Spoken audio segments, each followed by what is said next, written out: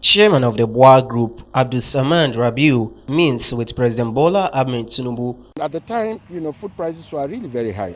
Rabiu told State House correspondents that his meeting with the president centered on complementing the government's efforts on tackling food hoarding. He said leading agribusinesses are partnering with President Bola Ahmed Tinubu to smash rice hoarding cartels and keep staple prices stable through year-end. He noted that the company's grain imports, facilitated by last year's 6-month duty waiver, will last Nigerians until December, removing the incentive for speculators to buy up and warehouse paddy. At the time, food prices were really very high, as you mentioned, last year.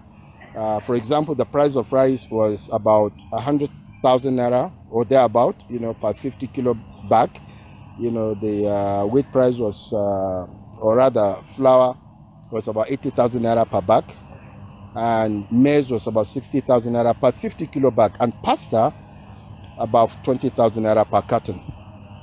So what we did was we keyed into that policy, and BUA was able to import, quite a lot of wheat, maize, and rice. And the moment the shipment started coming, we started processing. We crushed the prices of some of these commodities.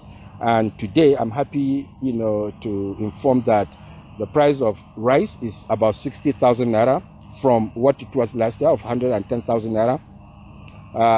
Flour is today 55,000 naira per 50 kilo bag. Maize about 30,000 naira. And this happened because of Mr. President's foresight and vision, by introducing that one-off duty waiver for a period of 6 months. And with that, we've been able to bring down the prices of these commodities.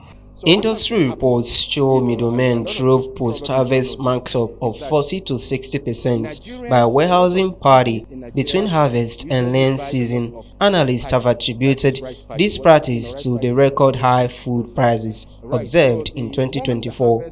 Rabiu revealed that the price hikes were previously coaxed by speculators who bought vast quantities of paddy rice at harvest, stored it for 3 or 4 months, and resold when supply tightened, doubling the farm gate price from roughly 400,000 naira to 800,000 naira per ton, and pushing retail price to 110,000 naira per bag. So what has been happening, and a lot of people probably don't know this, is that Nigerians, a lot of companies in Nigeria usually buy a lot of paddy.